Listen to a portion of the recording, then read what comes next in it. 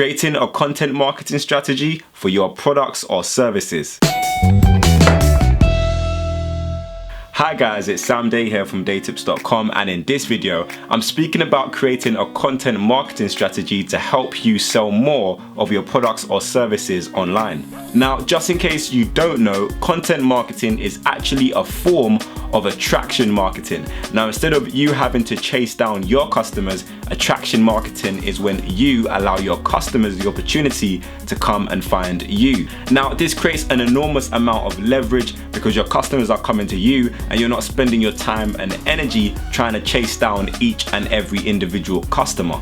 Attraction marketing also assumes that the majority of people who actually do contact you through seeing a piece of your content online, they've already established some sort of relationship with you, whether that's through seeing you on a video or through reading one of your articles on your blog. Regardless of what kind of content it is, your customers are likely to already feel some sort of connection with you before they depart with their cash. And this is important because the more connected your customers feel to you, the more likely they are to refer your services or your products to their friends and their families. But how can you create an effective content marketing strategy to help you attract more sales to your products and services online? Well, I've got 5 tips that will help you on the road to success with your content marketing. Now, my tip number 1 is to always be thinking about value.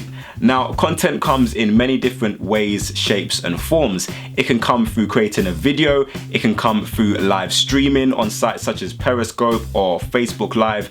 It can even come through you being on the stage and giving a presentation. Now, regardless of what type of content you are putting out there, you need to make sure that your content is educational, informative, or entertaining, or a combination of 2 or more of these. As long as your content meets at least one of these 3 things, then your content can be seen as valuable. So when you're preparing your next piece of content, whether it be an article for your blog or whether it be a pin for your Pinterest account, make sure it fits one of those 3 categories, and you're likely to build an audience and you're likely to reach more people with your content. Tip number 2 when thinking about your content creation strategy is to be selfless. Now, a lot of brands, what they would do is they will go online and start talking about themselves a lot. And although that's very useful for them, it's not very useful for the people who are trying to consume their content. So if you're putting out videos or you're putting out articles or you're giving presentations or whatever you're doing online to build content, make sure it's actually selfless. Make sure that the person on the other end of your content is getting the value rather than just thinking about yourself. Now, I know this may seem very contradictory. You might be thinking you only want to sell things of value. So if you create a piece of content that's very valuable, you want to sell it and put a price tag on it. But that's not really how content marketing works. The better quality content you have and the more entertaining or the more informative or the more educational it is, there is actually more of a chance that you're going to build a connection with the people who come across your content, and they are a lot more likely to depart with their cash and invest in your business.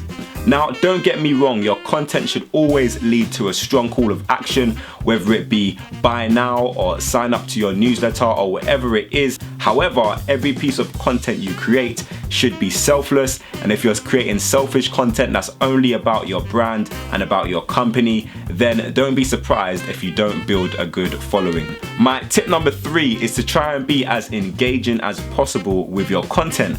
The aim here is to try and build a community. So let's say, for example, you decide that you want to start putting content out on Instagram. Your aim would be to build a community of people who are like-minded and have similar interests. And you want to build as many relationships as possible. Now, this is both relationships with the people who are a part of your community and relationships with people who have similar communities to yours. This will really help to get your name out there, increasing brand awareness for your business.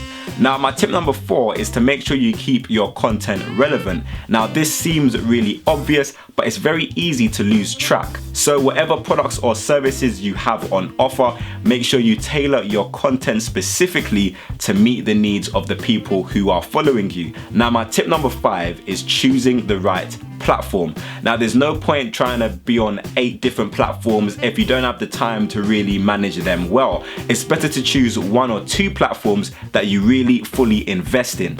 That being said, you really want to take a look at your skill set as well, especially if you are going to be the person who's executing against the strategy that you create. For example, you might be really good in front of camera and editing videos, and something like YouTube might be a great fit for you. You also might find that you're really good on live streaming websites such as Periscope or Facebook Live, and those might be some great platforms for you to create a presence for yourself and to get your name out there. However, if you're not so good in front of camera and your skill set lies more in writing, then you might find that blogging is a better opportunity for you. In this case, you might have better luck with long form posts on Facebook or creating content for websites such as Medium or guest blogging. Regardless, it's important for you to know where your skill set lies and choose the platform that fits your skills. Also, you're going to want to make sure that your target audience actually exists where you're creating content. For example, if you're targeting middle-aged women, you might want to go on platforms such as Pinterest and start creating content there. However, if you're targeting teenage girls for your products or your services, then you might use platforms such as Instagram or Snapchat. So those are my 5 tips to help you create a content marketing strategy for your products and services to increase sales online. If this video did help you out, then please click the like button down below and make sure you share this video with a friend. If you have any additional questions or comments about creating a content marketing strategy, then leave it in the comment section down below. But until next time, watch some of my other great videos. Make sure you subscribe to the channel for more awesome content. Have a great day, and I will see you soon.